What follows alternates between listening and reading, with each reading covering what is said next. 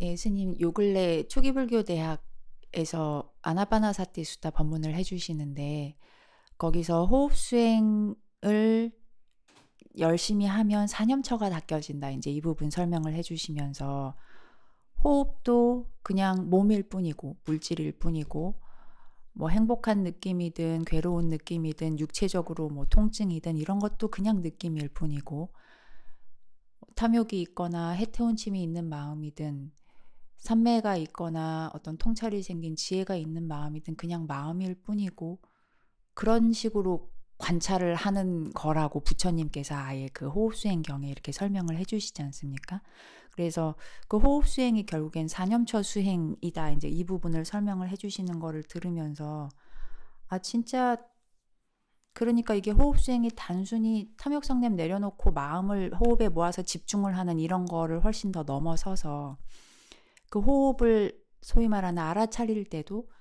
이거는 내 호흡이긴 하지만 그냥 단지 이 몸을 기반으로 공기의 움직임이 일어나는 그런 물질일 뿐이다 라는 거를 알면서 관찰을 하고, 집중이 잘 되는 산매의 마음이 일어나거나 혹은 뭐 성냄이 있는 마음이 일어나거나 하는 걸 관찰을 할 때도 이거는 이롭고 이거는 해롭지만 어쨌든 이 몸을 조건으로 만호접촉을 통해서 어떤 마음들이 그냥 일어났다 사라지는 그냥 일어났다 사라지는 그냥 마음일 뿐이다라고 관찰을 하고, 통증이 있거나 수행이 잘 돼서 행복한 느낌이 일어날 때도 이거는 그냥 느낌일 뿐이다라고 관찰을 하고, 그렇게 부처님이 세상의 진리라고 말씀을 하신 거를 기본적으로 늘 기억을 하고 있는 상태에서 실질적으로 내 몸과 마음을 관찰을 해서, 그렇게 알면 당연히 이거를 어떻게 해야겠다는 둥, 이게 어떻게 됐으면 얘가 뭐 좀 가라앉았으면 하는 가래들이나 뭐 성냄이 사라지니까 그렇게 고요해진 마음을 호흡의 하나로 모아서 그렇게 삼매력을 점점점 깊게 하는 거구나. 그리고 이거를 반복하고 반복하고 또 반복을 해서 그 오온을 세상을 보는 그 견해가 완전히 습관이 되도록 하는 거고, 그렇게 잘 봤을 때는 삼매력이 생기니까 호흡 수행이 잘 된다는 것 자체가 그렇게 세상을 바른 견해로 잘 보는 거를 확인해 주는 그런 것까지 같이 포함해 있는 수행이구나. 그런 생각이 들었거든요. 그래서 스님께서 요번에 법문해 주신 거를 들으면서 수행의 방법에서도 그렇고 수행의 가치에 대해서도 그렇고 되게 많은 거를 좀 얻은 것 같습니다. 예, 이제 호흡 수행이나 이제 특히 들숨 날숨 기억경 아나파나사티 수타도 보면은 호흡 수행을 16단계로 이제 여기서 자세히 설명을 할 수는 없지만 16단계로 설명을 하면서 그걸 이제 신수신법 4개씩 묶어서 신수신법의 사념처로 설명을 하고 있거든요. 호흡 수행을. 그래서 이것이 결국은 이제 호흡 수행도 그 호흡을 기반으로 해서 이제 수행을 하다 보면 호흡이라는 물질도 우리가 알아차리게 되고 우리 몸에서 일어나는 그런 감각들 이런 걸 알아차릴 수도 있고, 또 호흡 수행을 하다 보면 희열과 행복이나 이런 이제 느낌도 일어나고 괴로운 느낌도 일어나고, 또 장애가 있는 마음 없는 마음 이런 마음도 우리가 관찰하고 이거에 또 무상고모화도 관찰하고 이렇게 하면서 그런 이제 지혜가 되면서 우리가 결국은 이제 우리 몸과 마음에 대한 통찰이 소위 말해서 이거에 대해서 정확히 이해가 동반되면서 결국은 이제 우리가 호흡을 알아차려 딴 생각이 일어나도 이것이 그냥 이런 작용이 있을 뿐이지 이게 실체가 있는 건 아니고 어차피 이건 무상하고 사라지기 마련이라는 것 또는 내 것이 아니라는 이런 통찰이 있기 때문에 이걸 호흡 외에 다른 대상이 나타났을 때 그거를 쉽게 놓아버리고 호흡으로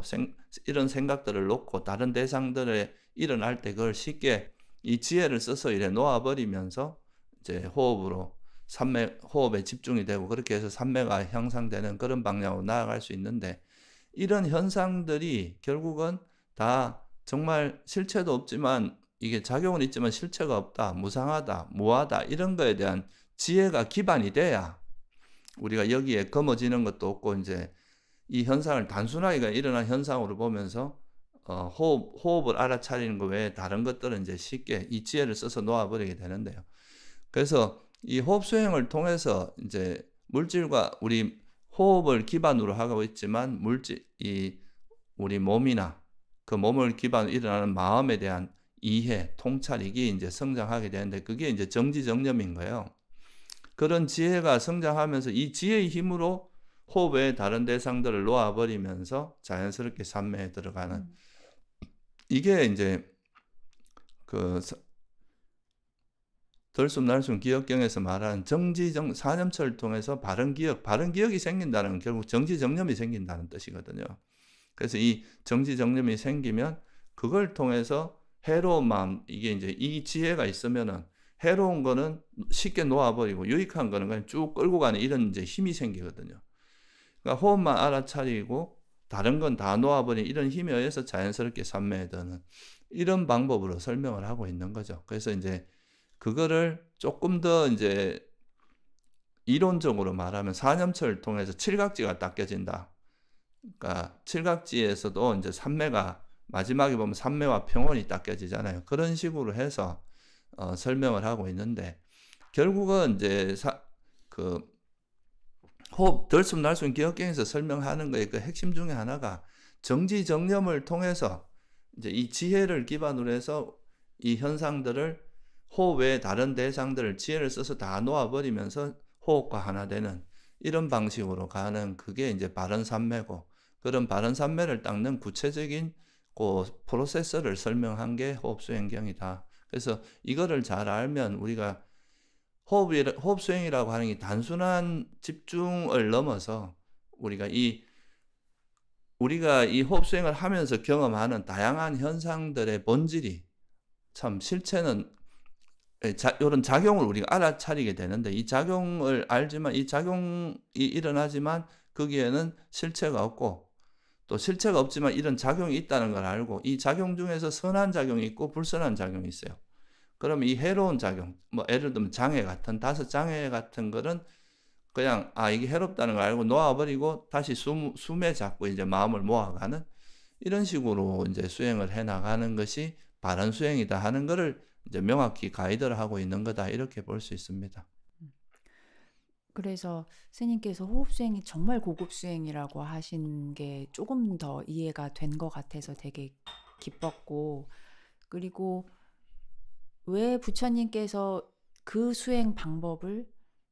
그러니까 호흡 수행도 사념처 수행을 호흡을 기준으로 해서 하는 거라고 이제 만약에 한다면 왜 기억 확립이라고 4가지 기억 확립이라고 하셨는지도 되게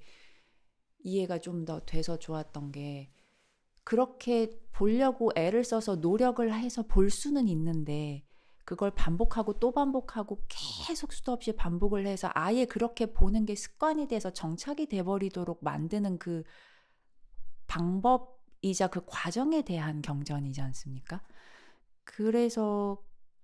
기억이 진짜 여러모로 정말 불교 수행에서의 핵심이기도 하구나라는 생각도 다시 들었습니다. 네, 기억이라는 말을 이제 옛날 말로 하면은 그 이제 옛날 그 한자어로 하면 습관, 습이라고 하는 습을 들인다 이런 말을 쓰잖아요. 우리가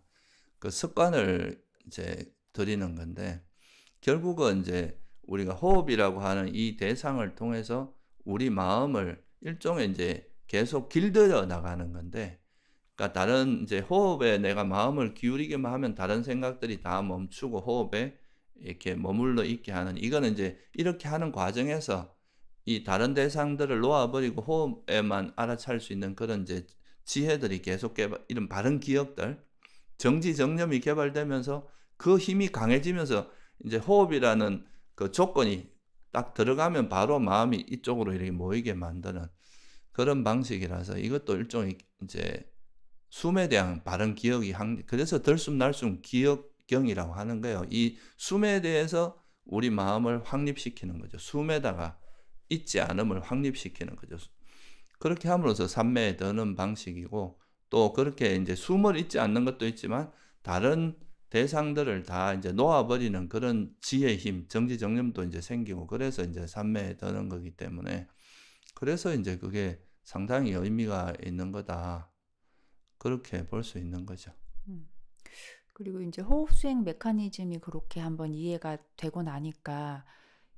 호흡수행뿐만 아니고 일상수행도 강조를 많이 하시지 않습니까? 그래서 일상수행에서 알아차림, 소위 말해서 정지정념도 일상에서 내가 접하는 그 몸과 마음들을 부처님이 보라시는 그대로 계속 보는 거를 갖다가 계속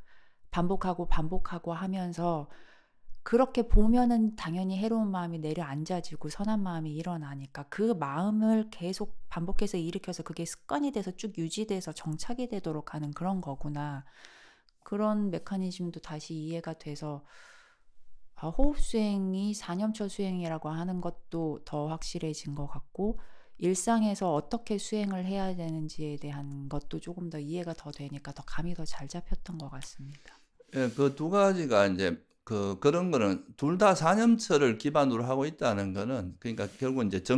사념처를 통해서 정지정념을 개발해서 삼매도 들고 지혜도 개발하는 이 메커니즘은 똑같은데 단지 조금 다른 게 있다면 이제 호흡 수행 같은 경우는 대상을 호흡 숨이라고 하는 하나의 대상에 좀 고정을 해놓고 그거를 제한해서 이제 그 하나의 숨만 알아차리는 걸 통해서 다른 대상들이 다 이제 무상하고 실체가 없다는 걸 알면서 이런 생각들을 다 놓아버리면서 하나의 대상으로 이렇게 모아가는 방식이라면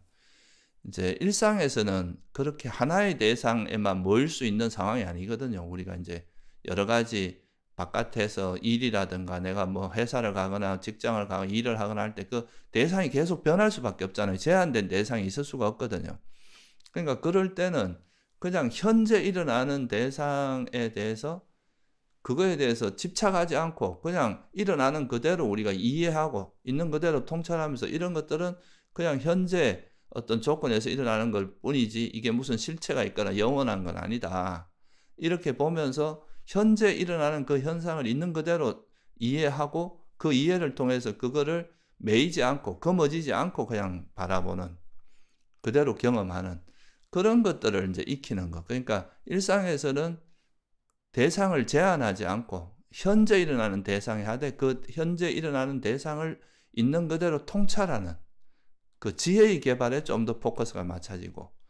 이제 호흡 수행은 그런 지혜를 개발하는 건 똑같지만 그 지혜를 통해서 호흡이라는 하나의 대상에 마음이 하나 되도록 하면서 다른 대상을 놓아버리는 방향으로 지혜가 쓰인다는 거. 이 두 가지 차이가 있는 거죠.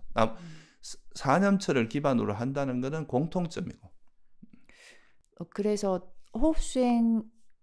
그래서 사념처 수행이랑 호흡 수행이랑 그 메커니즘이 이해가 되고 나니까 호흡 수행의 장점이 좀 더 크게 와닿았던 게 호흡 수행 같은 경우는 그 오온을 그렇게 바른 견해로 보면은 번뇌들이 내려놔지니까 그게 제대로 내려놔졌다는 게 삼매로서 확인이 되지 않습니까? 그래서 제대로 지혜가 작동을 했다는 거를 본인이 스스로 확인을 하기가 훨씬 더 쉬운 그렇기 때문에 수행을 끌고 나가는데 큰 장점이 있는 것 같고 그리고 이게 강력한 삼매를 기반으로 지혜가 계속 작동하는 거다 보니까 굉장히 밀도 높고 섬세하게 번뇌를 버릴 수 있고 그런 조건이 되더라고요. 그래서 깨달음까지 갈 수도 있겠구나 약간 그 생각도 들고 그런 생각이 들었습니다. 예, 그런 측면도 있습니다. 우리가 이제 그러니까 삼매를 닦으면 결국은 이제 물론 이제 일상 수행에서도 순간순간에 찰나 삼매가 없는 건 아닌데,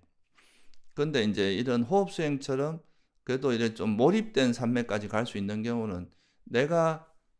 그 지혜가 성장하고 다른 대상에 대한 이제 통찰이 깊어지는 것이 그럼으로써 이제 그런 장애나 해로운 법이 버려지는 것을